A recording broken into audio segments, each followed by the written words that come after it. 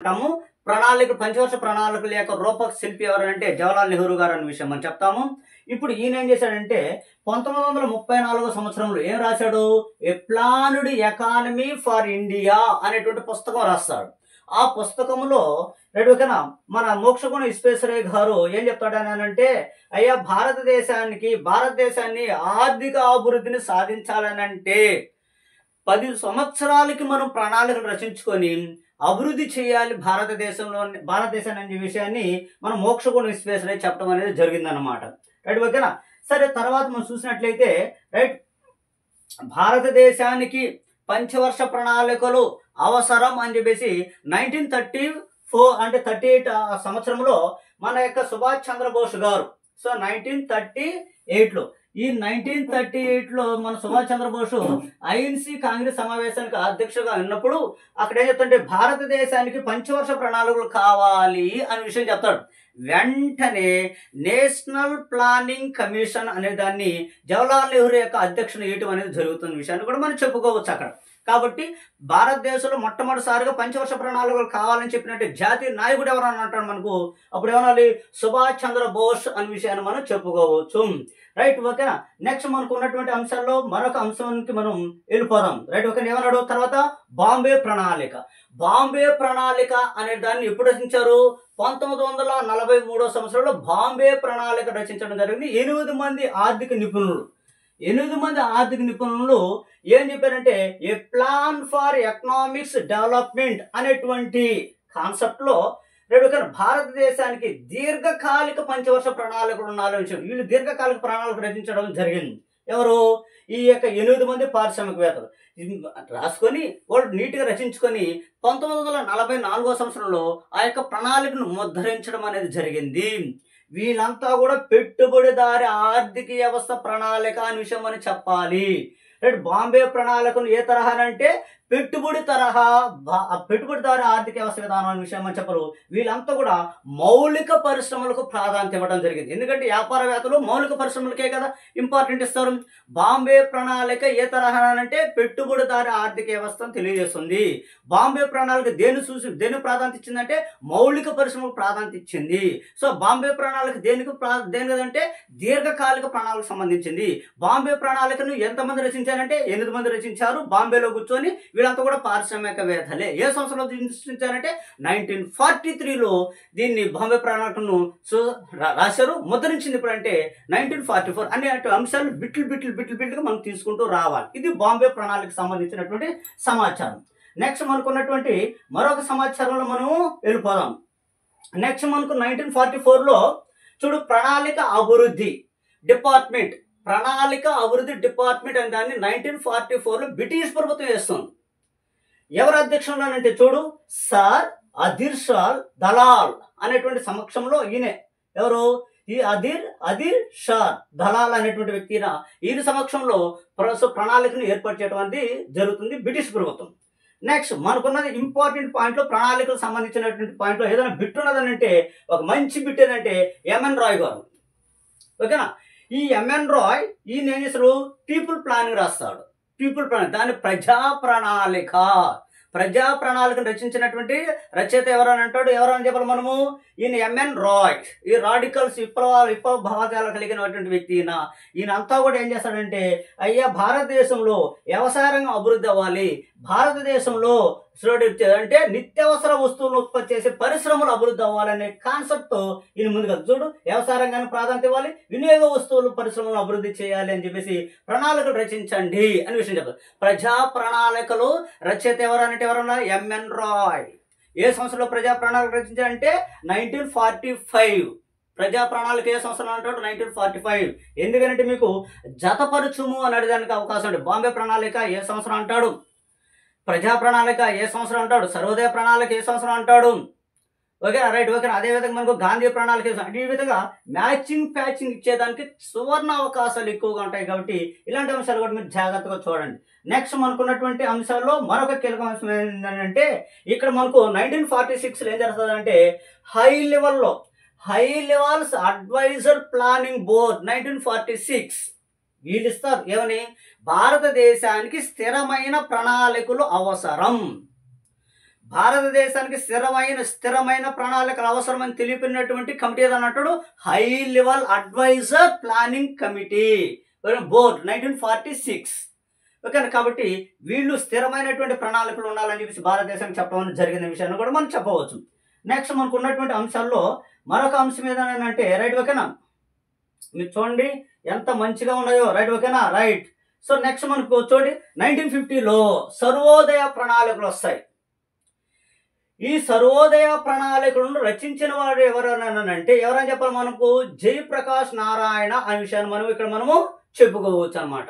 ఈయన సర్వోదయ ప్రణాళికలు 1950లో తీసుకురావడం అంటే స్వతంత్రం వచ్చిన తర్వాత ప్రణాళికలు రచన చేసిన ఎవరంటే జయప్రకాష్ నారాయణ గారు అనే విషయాన్ని మనము చెప్పుకోవచ్చు. ఓకేనా. ఇక్కడ మనం చూసినట్లయితే గాంధీ ప్రణాళికను కూడా అగర్వాల్ అని చెప్పేసి ఆయన కూడా రచించడం అనేది జరుగుతున్న విషయాన్ని మనం ఇక్కడ మనము చెప్పుకోవచ్చు అన్నమాట. రైట్. ఓకే. మనకున్నటువంటి అంశాల్లో మరొక అంశం కీలకమైన అంశం ఏదనంటే ఇదిగో రైట్. ఓకే. స్వతంత్రం వచ్చేసింది, భారతదేశానికి స్వతంత్రం వచ్చేసింది. స్వతంత్రం వచ్చిన తర్వాత మనము రైట్ ప్రతి 5 సంవత్సరాలకి ఒక లక్ష్యాన్ని నిర్దేశించుకొని ఆ లక్ష్యాన్ని సాధించాలని చెప్పేసి ఏం చేశాడనంటే పంచవర్ష ప్రణాళికలు కావాలని చెప్పేసి జవహర్లాల్ నెహ్రూ అంటాడు. ఎందుకు అన్నాడు ఆ పదం అంటే 1938లో ఏం జరిగింది, సుభాష్ చంద్రబోసు ఈ మిత్రుడు, ఎవరు మిత్రుడు, జవహర్లాల్ నెహ్రూ యొక్క మిత్రుడు. ఓకేనా. సుభాష్ చంద్రబోసు మిత్రమా భారతదేశానికి ఒక ప్రణాళికలు కావాలి మిత్రమా, ఆ ప్రణాళికల ప్రకారంగా మనం రచించుకునేసి దాని ప్రకారంగా భారతదేశాన్ని కానీ మనం పరిపాలించినట్లయితే భారతదేశం అభివృద్ధి చెందుతుందని చెప్పేసి ఆయన హరిపుర కాంగ్రెస్లో ఆ మీటింగ్లో ఆయన చెప్పడము, ఆయన మాటను తూచే తప్పకుండా, ఎందుకంటే మిత్రుడు యొక్క మాటను తూచే తప్పకుండా జవహర్లాల్ నెహ్రూ కూడా ఆ కమిటీకి చైర్మన్ అనమాట, అంటే ప్లానింగ్ కమిటీకి చైర్మన్గా ఉండటము. తర్వాత రెండో ప్రపంచ యుద్ధం వల్ల ఏంటంటే ఆ కమిటీ అనేది అర్థాంతరంగా ముగిసిపోయింది అనుకోండి. ఆ ఆలోచన అడుగుదల అప్పటి నుంచి ఉన్నాయి కదా ఎవరికి, జవహర్లాల్ నెహ్రూ గారికి. వెంటనే స్వతంత్రం వచ్చింది. తర్వాత ఈయన ఏమైనాడు, తాత్కాలిక ప్రధానమంత్రి అవుతాడు. తాత్కాలిక ప్రధానమంత్రి అయిన తర్వాత వెంటనే ఇమీడియట్గా మన భారతదేశం పంచవర్ష ప్రణాళికలు రచించుకోవాల్సి చెప్పేసి అని నిశ్చయించుకుంటాడు. నిశ్చయించుకున్న తర్వాత జవహర్లాల్ నెహ్రూ ఏం చేసింటే రైట్ ఒకసారి రష్యా మొత్తం పర్యటించి ఆ రష్యాలో ప్రణాళికలు ఏ విధంగా అమలు చేశారు ఆ విధానాన్ని అంతా తీసుకురావడం జరిగింది. తీసుకొచ్చిన తర్వాత ఏం చేశారు అని అంటే 1950 సంవత్సరంలో ఫిబ్రవరి నెలలో మనకు ఆ సమయంలోని ఆర్థిక మంత్రిగా ఉన్నట్టు షణ్ముగం శెట్టి, ఎవరు షణ్ముగం శెట్టి, ఈయన షణ్ముగం శెట్టి గారు. ఓకే, ఈయన చెప్తారు. ఓకేనా, షణ్ముగం శెట్టి గారు. ఎందుకు నేను ఫైనాన్స్ మినిస్టర్ కదా, ఎప్పుడు కూడా ఆర్థిక బిల్లు అనేటువంటిది ఎవరు పెట్టాలా, ఆర్థిక మంత్రి పెట్టాలి. ఆర్థిక మంత్రి ఎక్కడ పెట్టాలా, లోక్సభలోనే పెట్టాలి. ఎవరు అనుమతి తీసుకొని పెట్టాలా, రాష్ట్రపతి యొక్క అనుమతి తీసుకొని నువ్వు ఫైనాన్స్ బిల్లుని పెట్టాలి. మరి ఒక బిల్లు ఫైనాన్స్ బిల్లు లేకపోతే సాధారణ బిల్లుని ఎవరు చెప్తారు, లోక్సభ స్పీకర్ చెప్పడం అనేది జరుగుతుంది. కాబట్టి అదేవిధంగా ఆర్థిక బిల్లును రాష్ట్రపతి తిరస్కరించేదానికి అధికారం లేదు. అదేవిధంగా ఆర్థిక బిల్లును రాజ్యసభ తిరస్కరించే అధికారం. ఇవన్నీ బిట్లు. Okay right. కాబట్టి ఇక్కడ మీకు జాగ్రత్తగా మనం గుర్తుంచుకోవాల్సింది ఏంటంటే ఈయన బడ్జెట్ ప్రసంగంలో చెప్తాడు. 1950 ఫిబ్రవరి నెలలో షణ్ముగం శెట్టి గారు మేము ప్రణాళికలు ప్రవేశపెడుతున్నాము అని చెప్తాడు. వెంటనే 1950 మార్చి 15వ తారీఖున ప్రణాళిక సంఘం అనేది ఏర్పడుతుంది. 1950 మార్చి 15న ప్రణాళిక సంఘం ఏర్పడుతుంది. ఆ ప్రణాళిక సంఘం ఏర్పడిన తర్వాత అంటే డిపార్ట్మెంట్ రావాలి కదా. డిపార్ట్మెంట్ అనేది వస్తుంది. వచ్చిన తర్వాత మీరు చూసినట్లయితే 1951 మరియు 1951 రైట్. ఓకే, 1951 మరియు 1956 వరకు ఎడుగునా మొదటి పంచవర్ష ప్రణాళిక జరుగుతున్న విషయం మనం చెప్పవచ్చు. మొదటి పంచవర్ష ప్రణాళికలు అధిక ప్రాధాన్యత ఇచ్చింది రంగం అంటే వ్యవసాయ రంగానికి ప్రాధాన్యత ఇచ్చారు. ఎందుకు ప్రాధాన్యత ఇచ్చారు వ్యవసాయ రంగానికి అంటే ఆ సమయంలో ఫుడ్ క్రైసిస్ ప్రాబ్లం ఉంది.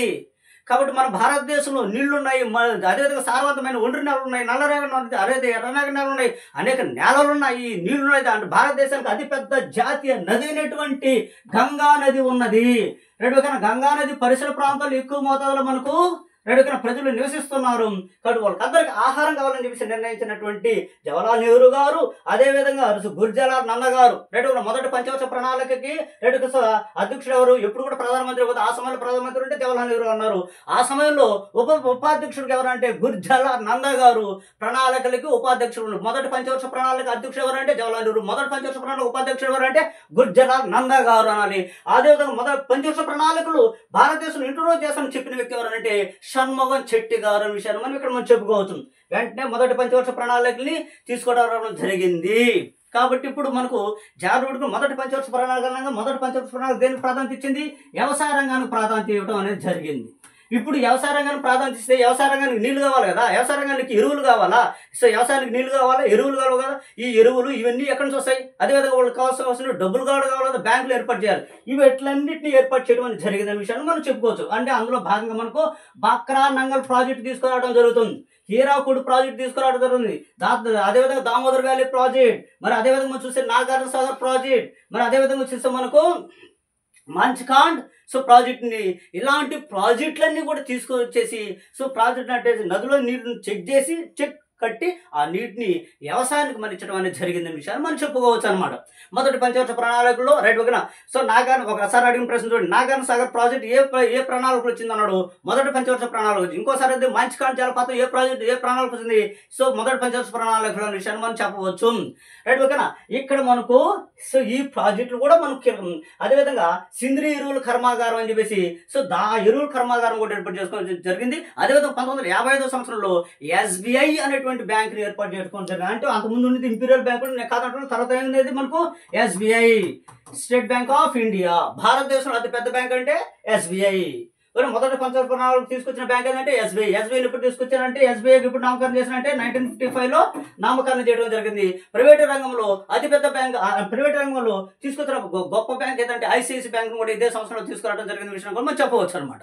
అంటే ఒక పక్క బ్యాంకులు తీసుకొచ్చారు, వ్యవసాయదారులకు రుణాలు ఇప్పించారు, నీళ్లు అంటే డ్యాములు తీసుకొచ్చారు, వ్యవసాయం నీళ్లు తీసుకొచ్చారు, అదేవిధంగా సింద్రి ఎరువులు కర్మాగారం తీసుకొచ్చారు, ఎరువులు తీసుకురావడం జరిగింది అనమాట. మొదటి పంచవర్ష ప్రణాళిక వ్యవసాయ రంగానికి అధిక ప్రాధాన్యత ఇచ్చడం జరిగింది నెహ్రూ గారు. అందుకే నెహ్రూ గారిని ఏమంటారంటే మనం ప్రణాళికల యొక్క రూప శిల్పి అని అంటాము. మోక్షగుణ విశ్వేశ్వరయ్య గారిని ఏమంటాం మనము? ప్రణాళికల యొక్క పితామహుడు అంటాము. అదేవిధంగా మొదటి పంచవర్ష ప్రవేశపెట్టినటువంటి ఆర్థిక మంత్రి అంటే షణ్ముగం చెట్టి గారు అనే విషయం అంటాము. అదేవిధంగా మొదటి పంచవర్ష ప్రణాళిక ఉపాధ్యక్షుడు అంటే ఎవరంటే గుర్జర్లాల్ నందా గారు అనే విషయాన్ని మనము చెప్పుకోవచ్చు. ఇది ఓవరాల్గా మనకు ఒక ఇంట్రడక్షన్ పార్ట్లో మనకు పంచవర్ష ప్రణాళికల సమాచారం. ఓకేనా, రైట్. Thank you. మా వీడియో మీకు నచ్చినట్టయితే మా గణేష్ స్టడీస్ని లైక్ చేయండి, అదేవిధంగా మా గణేష్ స్టడీస్ని షేర్ చేయండి, మా గణేష్ స్టడీస్ని సబ్స్క్రైబ్ చేసుకోండి, మా గణేష్ స్టడీస్ యాప్ను డౌన్లోడ్ చేసుకోండి. ఓకేనా, రైట్. Thank you.